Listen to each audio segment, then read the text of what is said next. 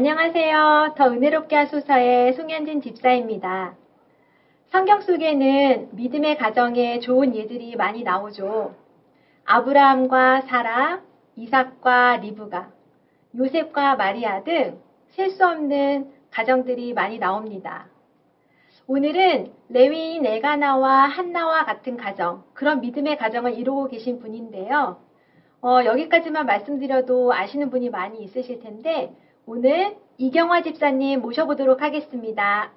어서오세요, 집사님. 네, 안녕하세요. 네, 반갑습니다, 집사님. 네. 우선 은혜교회 성도님들 위해서 간단히 자기소개와 또 인사 부탁드릴게요. 네, 저는 13년 전도에 소속돼 있는 이경화 집사이고요. 남편은 칠남전도 김동철 집사님, 그리고 SFC에 있는 김도현, 초등부 김래연, 유년부 김태연이가 있습니다. 아, 네.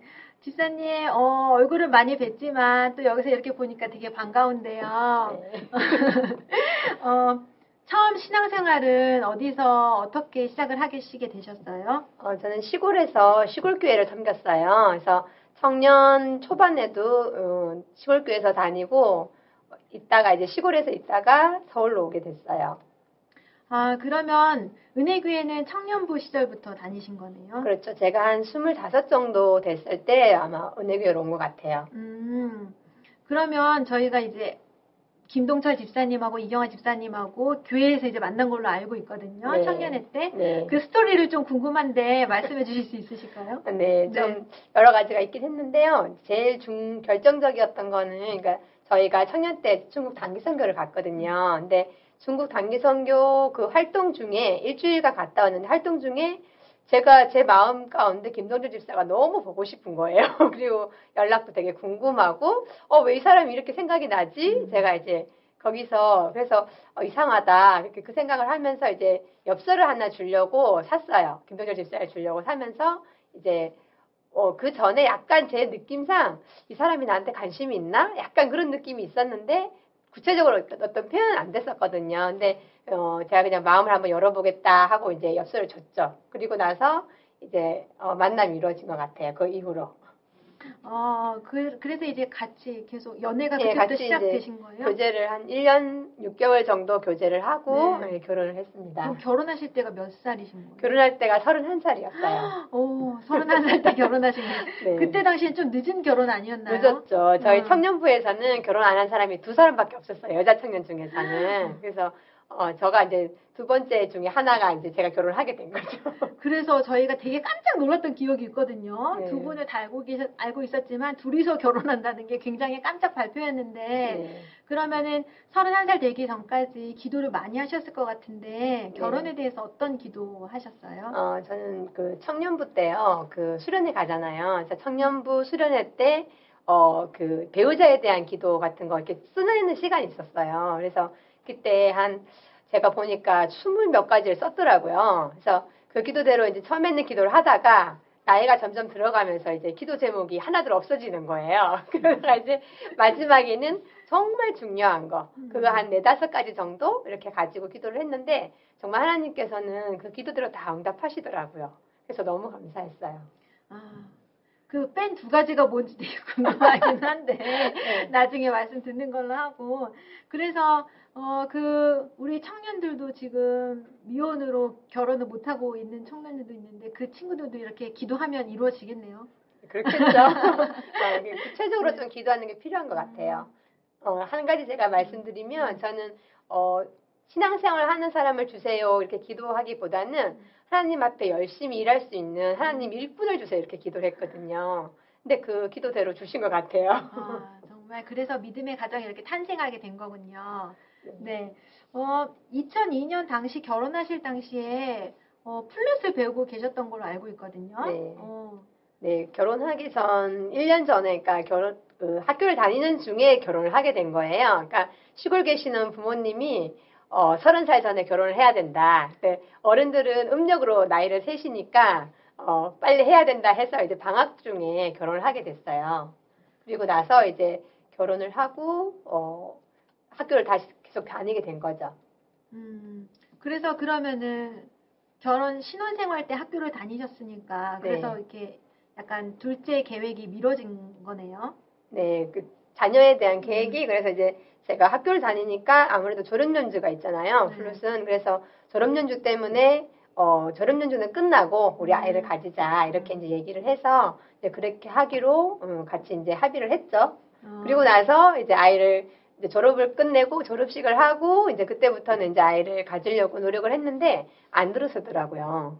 그래서 참 쉽지 않았는데 그래서 이제 한 몇 년이 지나고 3년 정도 지나고 나서 김 집사랑 같이 이제 우리 한번 이상이 있나 한번 병원 가서 진료를 받아보자. 그래서 병원에 가서 이제 검사를 했는데 다행히 뭐 아무런 이상 없더라고요. 둘 다 정상인데 이제 안 들어서는 거죠. 그래서 안 되겠다. 그러니까 시댁 쪽에서는 김동철 집사가 처음 결혼한 아들이라 아이를 굉장히 바라고 계셨을 텐데 말씀을 안 하셨어요. 어머니가 내색은 전혀 안 하시고 그냥 묵묵히 기다려 주신 거였거든요. 그래서 이제 병원을 저희가 찾았어요. 그래서 인공수정을 3번 했는데 첫 번째, 두 번째 다 실패하고 세 번째 이제 그 인공수정이 됐어요. 돼서 이제 아이 한 3주 지나고 나서 아이 심장 소리를 들으러 갔는데 심장이 안 뛰는 거예요. 그래서 이제 알고 봤더니 그게 이제 아이 집만 있고 아기가 없는 그런 계류유산이라고 하더라고요. 그거를. 그래서 이제 그런 상황이 돼버렸어요.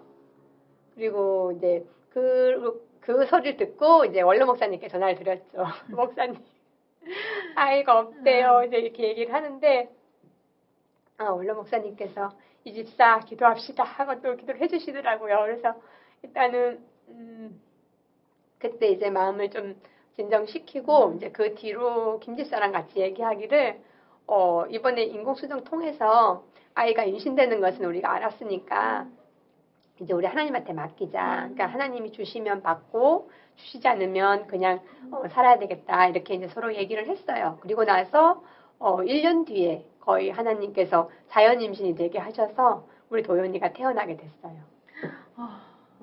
정말 그냥 겉으로 볼 때는 아들 셋 두신 그냥 그런 집사님 같았는데 또 안을 보니까 굉장히 큰 아픔이 있었네요. 그래서 저도 집사님 애기 생기게 해달라고 기도했던 기억이 나거든요. 철야 때. 네, 교회에서 엄청 기도 많이 하셨죠. 많은 기도. 집사님도 기도하셨겠지만 또 철야 때마다 기도했던 그 성도님들 때문에 또 이렇게 그때 태어난 아이가 도연이죠. 네, 도연이에요.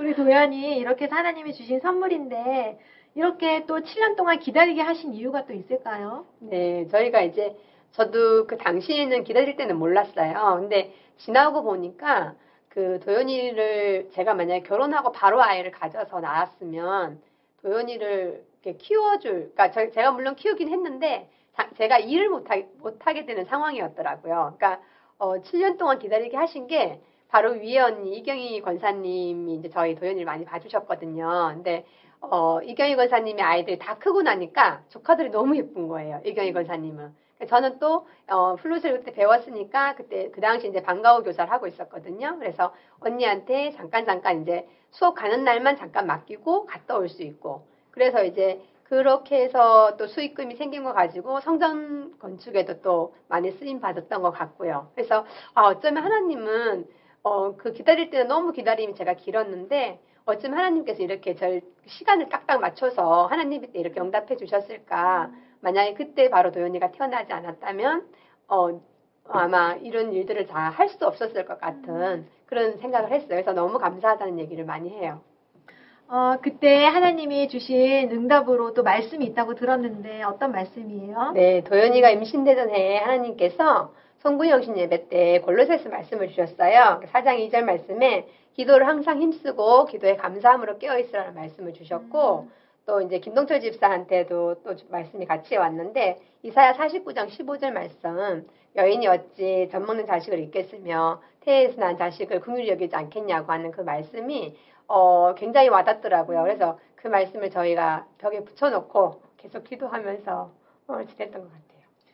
하나님이 그렇게 응답의 말씀을 주셨네요. 네. 저도 그 말씀을 집사님 주위에서 본 적이 있는 그런 기억이 있습니다. 그때 하나님이 아이를 주시겠구나 하는 생각을 했었던 기억이 나네요. 네. 하나님의 계획은 정말 우리의 생각을 뛰어넘어서 더 풍성하게 역사하시는 분인 걸 또 집사님 보면서 느끼게 되고 그 이후에 또 도연이만이 아니라 우리 네. 또 레연이랑 태연이 또 다 하나님이 선물로 주셨죠. 네. 그러니까 유산으로 인해서 슬픈 마음을 또 위로해 주시고 기다림으로 지쳐있던 집사님에게 찾아가신 하나님이 참 감사합니다. 네. 집사님 그러면 이제 잠시 아까 얘기 나왔는데 플룻을 또 배우셨잖아요. 네. 그 배우신 또 어떤 과정이 있을까요? 네. 원래 그 시골교회에 있을 때, 시골교회 섬길 때 한 달에 한 번 정도 보육원 사역을 나갔었어요. 근데 그 시내에서 만난 집사님 한 분이 자비량으로 찬양 사역을 하셨거든요. 그래서 보육원에 가서 아이들이랑 같이 예배를 드리는 거예요. 찬양 예배를 드려주는데, 그때 이제 제가 율동을 담당을 했었거든요. 근데 그 찬양 집사님이 악기를 하나쯤 한번 하면 좋겠다. 그래서 제가 학교 다닐 때 리코더를 잘했으니까 그럼 좀 플룻을 한번 해보겠습니다. 그래서 이제 배우게 된 계기는 됐는데 가르쳐 주겠다고 원 선생님이 한 달만 가르쳐 주고 가신 거예요. 그래서 못 배우고 그냥 계속 악기만 갖고 있었어요. 근데 서울에 와서 이제 예배를 드리는데 원로 목사님께서 말씀 가운데 계속 그 말씀을 주시는 거예요. 무엇을 하든지 하나님의 영광을 위해서 해라. 그 말씀을 주시는데 나는 무엇을 하나님 앞에 영광을 돌릴까. 그래서 이제 그 악기 살았던 기억이 나더라고요. 그래서 저도 악기 하나 좀 다루고 싶다는 마음이 항상 있었거든요. 그래서 악기 연주해서 이제 하나님 앞에 영광 돌리자. 그리고 사람들 만나면 이 레슨 하면서 또 예수님에 대해서 이야기할 수 있지 않을까? 이제 그 생각을 갖고 하게 됐어요. 그러면 배우게 된 직접적 이유가 정말 하나님과 그 나라를 위해서 교회에 쓰임받기 위해서 또 배우신 거네요. 네. 그러면 아까 말씀하신 것처럼 대학도 들어갔잖아요. 네. 그 얘기도 좀. 그 선생님이 개인 레슨 해주신 선생님을 정말 잘 만났어요. 근데 그분도 예수 믿는 분이었고 저보다 나이가 5살 어린 선생님이었거든요. 근데 선생님이 굉장히 꼼꼼하게 잘 해주셨고 저는 그냥 단지 악기만 배우려고 했거든요. 근데 그 선생님이 정말 선생님한테 등 떠밀려서 제가 학교를 가게 됐어요. 그래서 지금 생각하면 그 선생님이 너무 감사하죠. 그러니까 전혀 생각지도 않았는데 이제 학교를 가게 하시고 또 이제 그 학교 졸업하고 또 계속 학교 방과 후도 가게 되고 개인 레슨도 하게 되고 이제 이런 일들이 쭉 이루어졌던 것 같아요. 또 교회에서도 토요문화스쿨로 오랫동안 섬기셨잖아요. 네. 제가 할 수 있는 기회가 돼서 너무 감사했죠. 그러니까 저도 어릴 때 악기를 늘 배우고는 싶었는데 사실 시골에서 살다 보니까 뭐 환경이나 여건이 되질 않잖아요. 그래서 나중에 성인이 돼서 배우니까 제가 학교 다니면서 느낀 게 어렸을 때부터 한 아이랑 그러니까 어른이 돼서 한 사람이랑 노력은 어른이 더 많이 해요. 그런데 2%안 되는 부분이 있더라고요. 그래서 아이들이 어렸을 때 이런 걸 참 접하면 좋겠다. 그런 마음이 참 많았었어요. 집사님 결혼 전에 또 시골 교회에서 또 섬기시고 또 서울로 올라오셔서 청년부 활동하면서 또 섬기시고 또 아기 낳고 또 계속 이렇게 셀리더나 또 토요문화스쿨로 섬기시고 계신데 그 섬김이 참 귀하거든요. 어떤 계기가 좀 있으실까요? 제가 시골교회에서 섬기고 있을 때 주일학교 교사를 했거든요. 근데 시골교회는 전도사님, 여자 전도사님이 계셨어요. 근데 목회자가 이제 그분이 다예요. 그런데 성경 말씀이 너무 갈급한데 아이들한테도 어떻게 먹여야 될지도 모르겠고 방법들을 많이 몰랐었는데 이제 전도사님께서 그 통신으로 하는 신학교, 선교 신학교를 얘기를 해주시더라고요. 그래서 이제 그거를 하게 됐는데 그거 하면서 이제 수련회가 있어요. 거기도 보면 이렇게 모여서 하는 게 있었는데 그때 이제 그 목사님 통해서 말씀을 받았어요. 그 예수님께서 베드로에게 물으셨던 네가 나를 사랑하느냐 이렇게 물었을 때 내 어린 양을 치라, 내 어린 양을 먹이라 하는 그 말씀이 굉장히 그때 강하게 받았거든요.